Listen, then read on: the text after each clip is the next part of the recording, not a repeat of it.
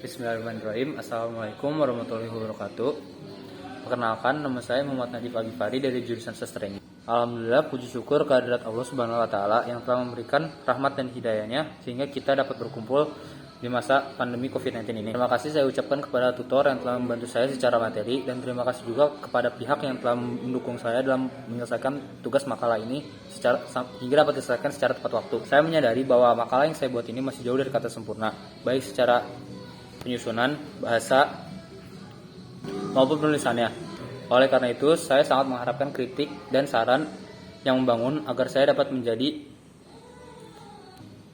penulis yang lebih baik di masa yang akan mendatang. Semoga makalah tentang COVID-19 ini dapat menambah wawasan para pembaca dan bisa bermanfaat untuk perkembangan dan peningkatan ilmu pengetahuan. COVID-19 adalah penyakit baru yang disebabkan oleh virus golongan coronavirus, yaitu SARS-CoV-2, yang juga sering disebut sebagai virus corona. Kasus penyakit virus corona ini terjadi di kota Wuhan, Cina pada tahun 2019, atau lebih tepatnya di akhir Desember tahun 2019. Setelah itu COVID-19 menyebar dengan sangat cepat ke beberapa negara, lalu pun menyebar ke seluruh dunia, termasuk di Indonesia. Penyebarannya ini dilakukan dengan secara antar manusia yang berinteraksi satu sama lain. Agar COVID-19 tidak menyebar secara cepat ataupun makin meluas, beberapa negara memperlakukan sistem atau kebijakan lockdown. Di Indonesia, kita juga melakukan lockdown, tetapi sekarang pemerintah menetapkan kebijakan pemberlakuan pembatasan kegiatan masyarakat atau yang biasa disebut dengan PPKM untuk menekan penyebaran virus ini. Tingkat kematian COVID-19 menurut data yang dirilis oleh World Health Organization atau WHO, jumlah kasus terkonfirmasi positif hingga tanggal 20 November tahun 2021 di Indonesia adalah 4.256 orang dengan jumlah kematian yang mencapai total 144.000 jiwa. Penyebab COVID-19, coronavirus 19 atau COVID-19 disebabkan oleh SARS-CoV-2, yaitu virus jenis baru dari coronavirus, kelompok virus yang menginfeksi saluran sistem pernafasan. Infeksi virus corona bisa menyebabkan infeksi pernafasan ringan sampai dengan sedang, seperti flu atau infeksi sistem pernafasan dan paru-paru, seperti pneumonia. Pada penghujung tahun 2020, beberapa laporan kasus menyebutkan bahwa virus corona telah bermutasi menjadi beberapa jenis baru, seperti misalnya varian Delta. COVID-19 juga ditularkan dari hewan ke manusia. Setelah itu diketahui bahwa infeksi ini juga dapat menular dari manusia ke manusia. Penularannya bisa melalui beberapa cara seperti berikut, yaitu pertama, tidak sengaja menghirup percikan ludah atau droplet yang keluar saat penderita COVID-19 bersin ataupun batuk. Kedua, memegang mulut, tangan dan hidung dan atau mata tanpa mencuci tangan terlebih dahulu setelah menyentuh benda yang terkena droplet penderita COVID-19, misalnya uang atau gagang pintu ataupun meja ataupun kursi dan berbagai hal lainnya. Ketiga, kontak jarak dekat kurang dari 2 meter dengan penderita COVID-19 tanpa menggunakan masker. CDC atau Center for Disease Control dan WHO menyatakan COVID-19 juga bisa menular melalui aerosol atau yang bisa disebut partikel zat udara. Meskipun demikian, cara penularan ini biasanya terjadi dalam prosedur medis seperti bronkoskopi, intubasi endotrakeal, isak lendir, dan pemberian obat-obatan hirup melalui nebulizer. Penularan melalui udara ini juga bisa lebih mudah terjadi di tengah kerumunan, khususnya dalam ruangan tertutup.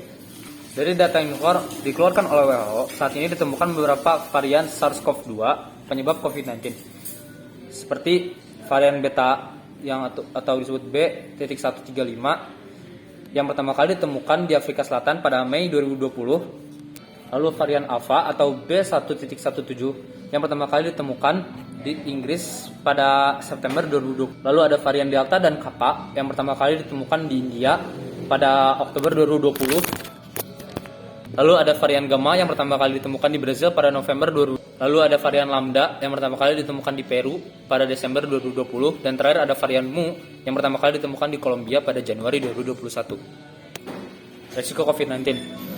COVID-19 dapat menginfeksi siapa saja, tetapi efeknya akan lebih berbahaya atau bahkan lebih fatal menyerang orang lanjut usia, ibu hamil, perokok, atau penderita penyakit tertentu yang daya tahan tubuhnya lemah, seperti penyakit penderita kanker, asma, dan lain-lainnya. Karena penyakit ini mudah menular, penyakit ini juga berisiko tinggi menginfeksi para tenaga medis yang merawat pasien COVID-19. Oleh sebab itu, tenaga medis yang melakukan kontak dengan pasien COVID-19 memerlukan alat perlindungan diri atau yang disebut dengan APD. Gejala COVID-19. Gejala COVID-19 mempunyai gejala seperti flu, yaitu demam, pilek, batuk, dan tenggorokan kering, sakit tenggorokan, dan sakit kepala. Setelah itu ada gejala yang dapat hilang dan sembuh, atau malah makin memburuk. Penderita dengan gejala yang berat biasanya mengalami demam tinggi, batuk, berdahak atau berdarah, sesak nafas, dan hingga nyeri dada. Gejala-gejala tersebut di atas muncul ketika tubuh bereaksi dengan virus. Secara umum, ada 3 gejala yang dapat menandakan seorang terinfeksi COVID-19. Yang daya tahan tubuhnya lemah, seperti orang yang menderita penyakit kanker dan asma dan lain-lainnya juga. Karena mudah menular, penyakit ini juga beresiko tinggi menginfeksi para tenaga medis yang merawat pasien COVID-19. Oleh sebab itu, tenaga medis dan orang yang melakukan kontak dengan penderita COVID-19 perlu menggunakan alat pelindungan diri atau yang biasa disebut dengan APD. Gejala COVID-19, gejalanya biasanya diawali dengan flu, demam, pilek, batuk, tenggorokan kering, sakit tenggorokan, dan sakit kepala. Setelah itu, gejala dapat hilang atau sembuh, atau bahkan dapat memperburuk. Penderita dengan gejala yang berat bisa mengalami demam tinggi, batuk berdahak atau berdarah, sesak nafas, dan nyeri dada. Gejala tersebut muncul ketika tubuh bereaksi dengan virus. Secara umum, ada 3 gejala umum yang dapat menandai bahwa seseorang telah terinfeksi COVID-19, yaitu demam tinggi seperti suhu di atas 38 derajat Celcius, batuk kering, dan sesak nafas. Selain gejala di atas, ada beberapa gejala lain yang terjadi, tetapi juga bisa muncul pada infeksi COVID-19. Seperti nyeri otot, nyeri dada, sakit tenggorokan, sakit kepala, mual dan muntah, diare, bersin-bersin, kemampuan mengecap rasa menghilang, dan hilangnya kemampuan mencium. Gejala tersebut biasanya muncul dalam 2 hari sampai dengan 2 minggu setelah seseorang terinfeksi virus corona. Penyebabnya, sebagian pasien COVID-19 juga ada yang mengalami penurunan oksigen tanpa ada gejala apapun. Selain itu, beberapa laporan kasus juga menyebutkan bahwa sebagian pasien COVID-19 mengalami ruam di kulit. Untuk memastikan apakah gejala tersebut merupakan gejala dari virus corona, diperlukan rapid test atau PCR. Pada beberapa penderita COVID-19, dapat tidak menimbulkan gejala sama sekali. Orang yang sudah terjangkit atau positif COVID-19 dapat melakukan pemeriksaan rapid test sampai dengan PCR. Namun tidak mengalami gejala tersebut. Sebagai kasus konfirmasi asimptomatik, penderita ini tetap menularkan COVID-19 ke orang lain. Dampak dari COVID-19 yang terjadi di Indonesia menyebabkan ekonomi Indonesia menjadi lumpuh ataupun malah merosot, menjatuhkan nilai tukar rupiah, beberapa harga barang naik, terutama alat-alat kesehatan dan makanan pokok.